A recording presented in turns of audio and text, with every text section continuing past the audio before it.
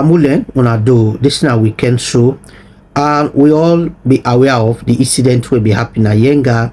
So we dey wait for the government in official statement from that particular incident will be happening. So finally, government don't put out a statement regarding that Yenga issue. So I can bring to another particular update. We go know exactly waiting at the so far the communicate we don't go between Guinea and the Salon counterpart, or waiting at the step the Salon government don't take so far for able to salvage that particular dispute way in another place. And we hope say then go look away and find out common ground for try for resolve, because then issue then in a complex issue again for deal with diplomatic way for let able resolve that problem within a Yenga, not to by power or would that strong or would that this, but a commitment through diplomatic tie, because we not go want Guinea and Salon get any issue regarding a dispute, because we na sister country, people that they do business, Salon people that they do business now Guinea, at the same time Guinea themselves also that they can Salon. So we are intertwined between these two nations. So we need for anything we can be true, we need for take it seriously and iron out without any problem. So according to update from the government perspective so far, waiting at the step where they don't take, now the information I will come bring to now. This information yeah, then put her out 3rd May 2025. So and according to the update, and I quote, a high power delegation of government official and regional stakeholder on Saturday 3rd May 2025 visited Kwaidu Town in Kisiten Chiefdom, Kailan District to engage with local authority and residents over the long-standing border dispute concerning Yenga, a territorial claim by both Sierra Leone and Guinea. The visit was prompted by rising tension between the youth of Kwaidu and the Guinean Armed Forces following the displacement of Sierra Leonean citizens from Yenga. The delegation include the Minister and Deputy Minister of Internal Affairs and Defense, senior officials from the Office of National Security ONS, representative from the Sierra Leone Armed Forces and Police, the Mano River Union Peace and Security Directorate, the Government of Liberia, and the Paramount Chief of Nongoa and Kisitem Chiefdom. In his welcome statement, Paramount Chief of Kisitem Chiefdom, Chief Ganawa, expressed deep appreciation for the visit, stating that it was a significant step toward resolving the Yenga crisis. He thanked his counterpart, the Paramount Chief of Nongoa, and the government officials for their commitment and urged that the issue be resolved peacefully. With the presence of these high-level authority, I believe that the problem of Yenga will finally come to an end by the grace of God, he said. The Minister of State, Honorable Besejusu Jagagobe, appealed to the aggrieved youth of Kisitem Chiefdom to remain calm and avoid taking the law into their own hand. He emphasized that the government of Sierra Leone, under the leadership of President Julius Maada Bio, is committed to addressing the Yenga situation through diplomatic channel, and then they want to make the address through diplomatic channel, because we don't want anything happen between the two nations. This is a deeply rooted issue inherited by President Bio.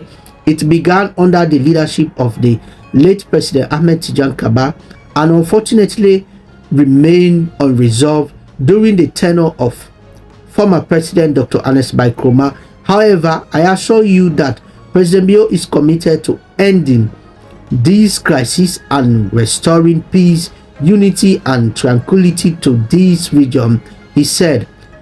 Honorable Nogobe further pointed out that the presence of the Sierra Leone Armed Forces in Yenga is a testament to to the president's commitment to protecting his people and uphold national sovereignty. Speaking on behalf of the youth, Mr. John Tamba Foko called for clarity and resolution within a reasonable time. We, the people of this Kisidom, want to know definitely, does Yenga belong to Guinea or Sierra Leone? He asked. Paramount Chief of Nongoa, Chief Tambaji Bongono, recount his intervention in stopping the construction of a structure by Guinean forces in the disputed area. He emphasized the cultural and familiar tie between the two nations and called on their respective head of states to resolve the issue amicably. We are brothers and sisters who share common interests. Let the armed forces from both countries withdraw from Yenga so civilians can return to peaceful coexistence, he urged. He also proposed the revival of annual meeting under the Mano River Union framework to foster regional unity and dialogue.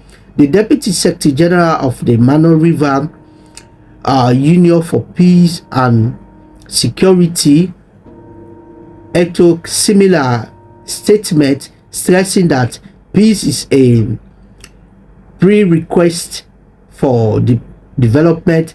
This long-standing issue must become a thing of the past to ensure lasting peace in Sierra Leone, Guinea, Liberia, and Cote d'Ivoire, she noted.